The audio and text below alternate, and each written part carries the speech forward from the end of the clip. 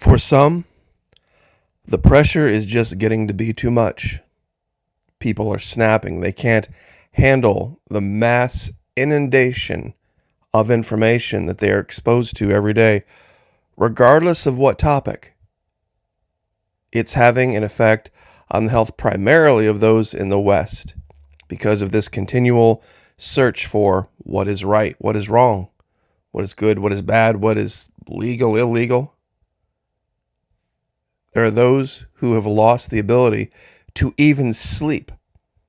The idea of having a button that you could press, like you do on your computer, and everything would just shut down and the lights would go out, and for 8 hours, if you could just have some blissful quiet, is the dream of most in the West right now.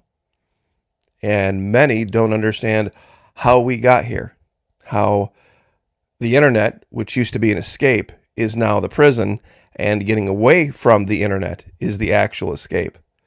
Well, in this video, we're going to talk about this a little bit, Psychological Operations 101. It has to do with no discernible frame of reference for the information itself. Information is wonderful as long as you have a base frame of reference to put it into. Well, when you don't have a matrix for it, it's just data. It's just zeros and ones. And even a computer without a motherboard would be lost. And that's the problem.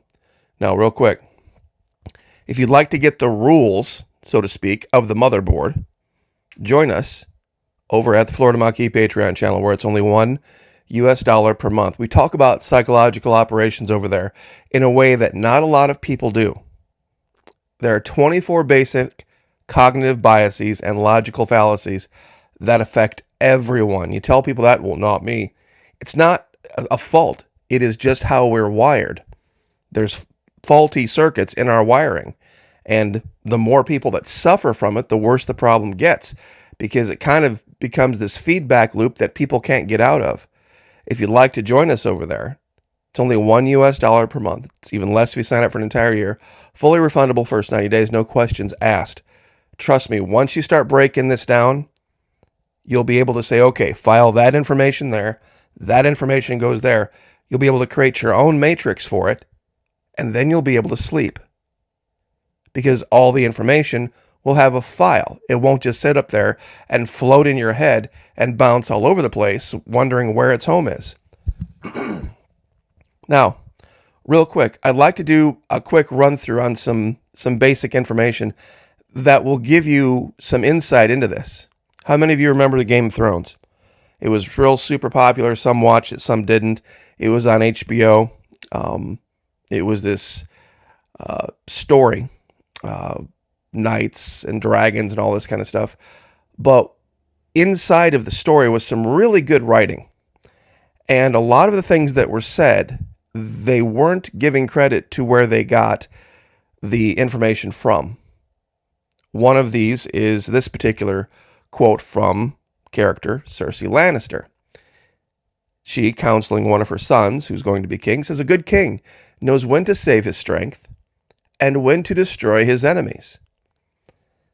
Now, that seems like very good wisdom, but how would one know? Well,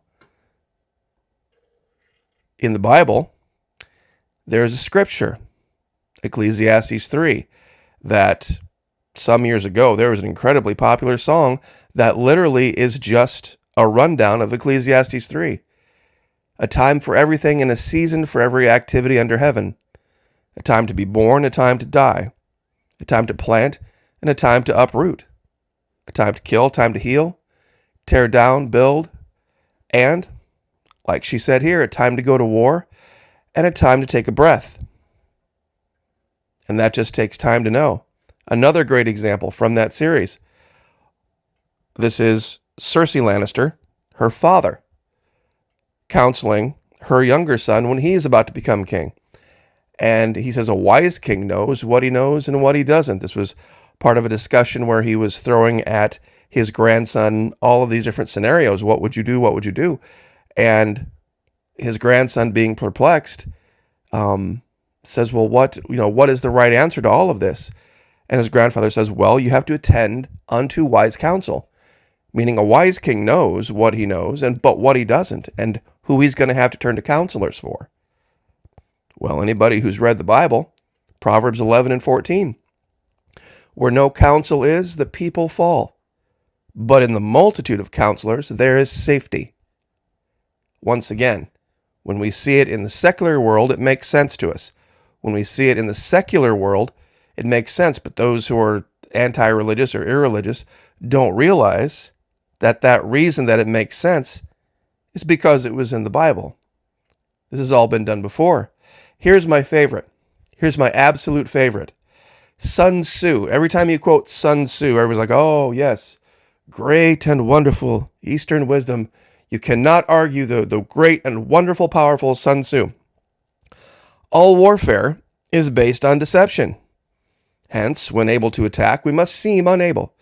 When using our forces, we must seem inactive. When we are near, we must make the enemy believe we are far away. When far away, we must make him believe we are near. Now say it in the context of Sun Tzu. Everybody stands up and applauds.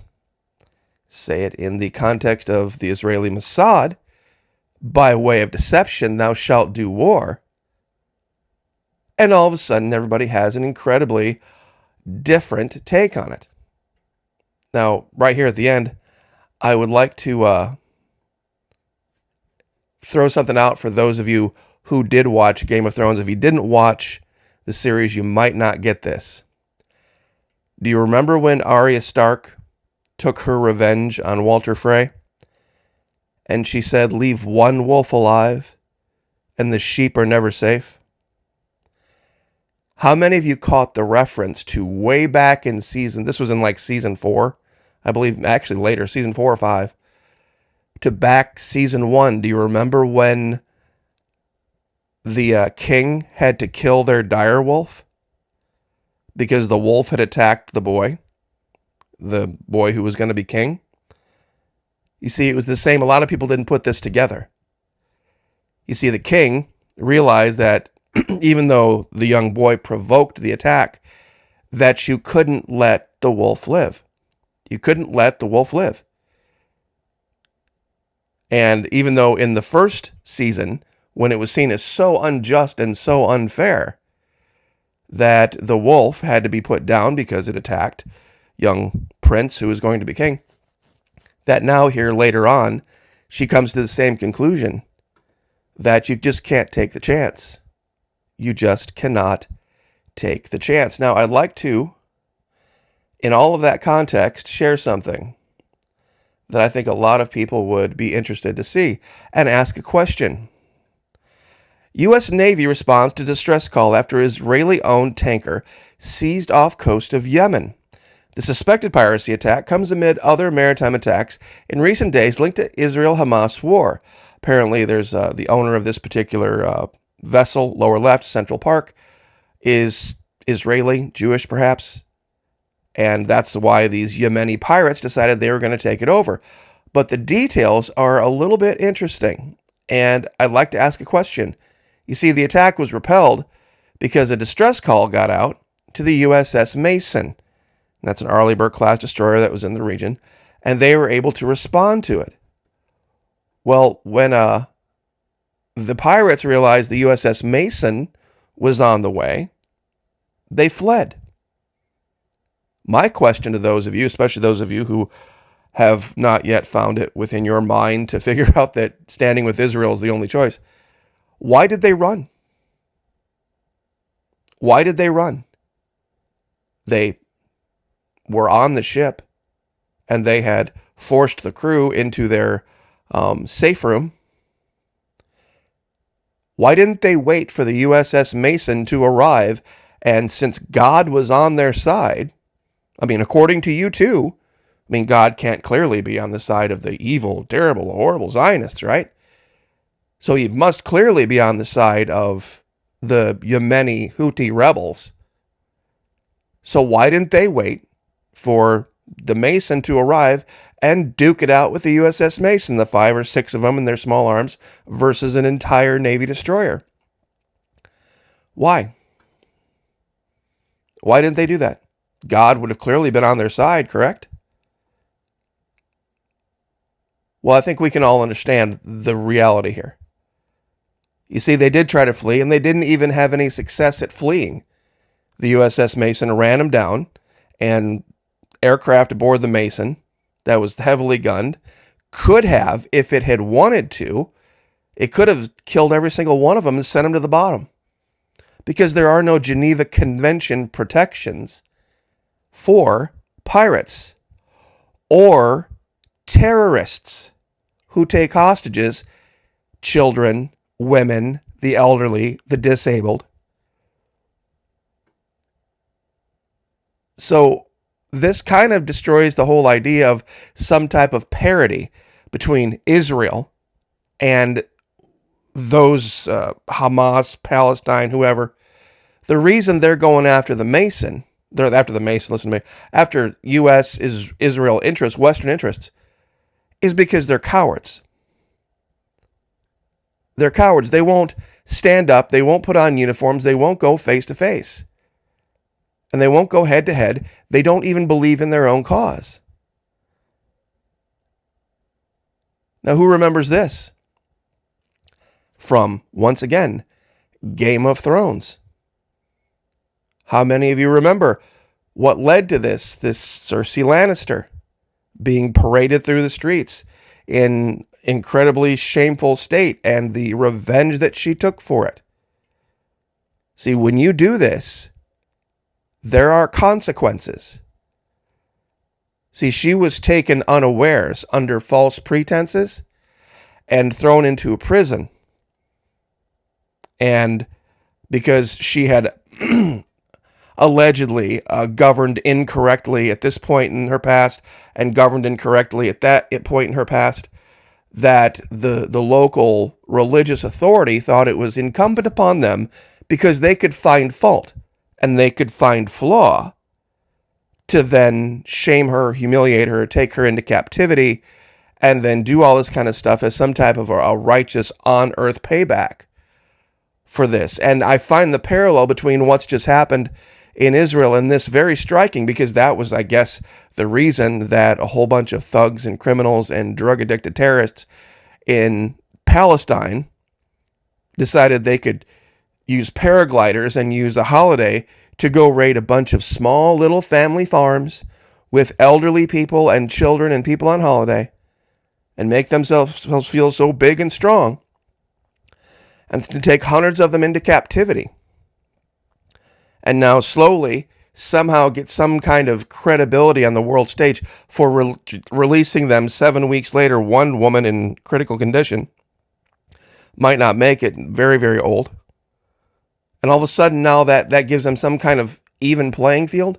There's no even playing field. And they have no Geneva Conventions protections. And this is the big psyop, the big psychological operations problem people are having. There is no argument here between Israel and these thugs. Oh, but poor Palestine is not an argument. There are people here in this country.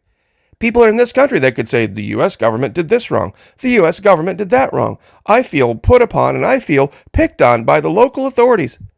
That doesn't give you the right or the authority to do en masse what these people did, or even individually what these people did. It's horrific. It's a sign that, I mean, if you ever wanted to prove Israel right, guess what? You just did. You proved them absolutely 100% correct. And I think this is one of the reasons it takes us back here. People don't have a frame of reference. They don't have a matrix for the information they're getting about this.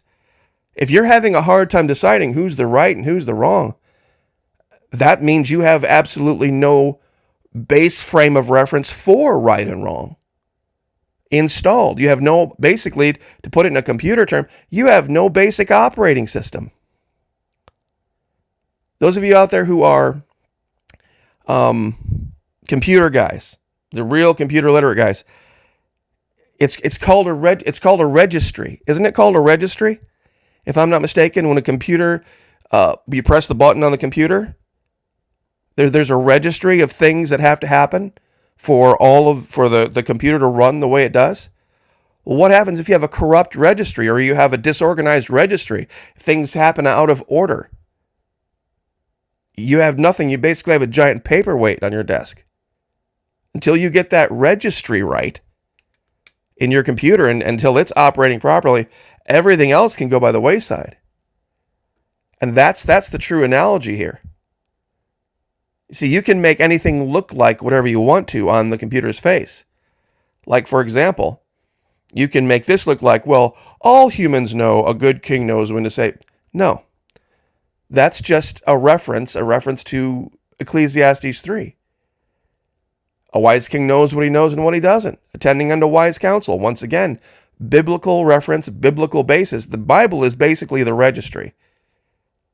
Sun Tzu, from a long time ago, once again, he says it, everybody's all fine with it. Put it in the context of where it actually comes from, and people lose their minds. It's just like a computer that doesn't know what's in its own registry. So, I will leave it there.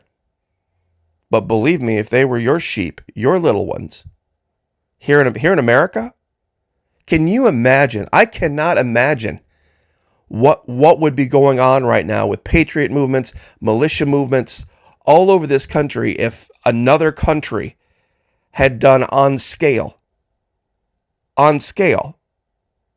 what to the U.S., what just happened to Israel, regardless of the reason. There's patriot and militia movements all over this country that aren't real pleased with what Washington, D.C. has done and decisions they've made and people in power. But if another country decided to take it upon themselves to take 2,400 hostages and kill 13,000 Americans, that country wouldn't exist anymore. That'd be the end. I wouldn't care what the argument that country made was. That country wouldn't exist anymore. It'd be done, especially if it was on our border somewhere or somewhere near. I've used the allegation of Cuba. Sorry about all the innocent people in Cuba that may have had nothing to do with it, but guess what? Smackdown's coming. And I really think this is a great analogy. If they were so all fired up, believing in their Islam, their God, their Allah, whatever, why didn't they wait? Why didn't they wait and have faith on Allah to sink the USS Mason? Anybody answer the question? Why didn't they? Apparently, they would have been martyrs, right? 72 virgins. Waiting for every one of them. Why didn't they wait and open fire on the USS Mason as soon as it arrived? There's a lot of guys out there laughing their ass off, right? And me too. It's kind of silly. Even saying it's silly. You got 5 guys with rifles, maybe some handguns, in a boat, in this little tiny itty-bitty skiff, that decide to pick on a completely unarmed cargo vessel. And then all of a sudden, when confronted with a destroyer, a Navy destroyer, they run. Why? Why? They're fighting God's fight. They're fighting for Allah. Allah will be their protector. Why did they run? I think this proves all you would need to know. At this point, if you're not willing to see the truth of right and wrong, I don't know that you ever will. So I will leave it there, but we will pray for you nonetheless. Would love to have you over at Patreon. God bless every single one of you. Thank you so much. You guys are making a huge, huge difference in my life right now. Standing in the breach. Just $1 a month. That's it. $1 a month. Power in numbers. We stand together. Pray for me. Pray for you. I'll pray for you. Lift each other up. God bless. Like, share, subscribe, and we'll see you guys next time.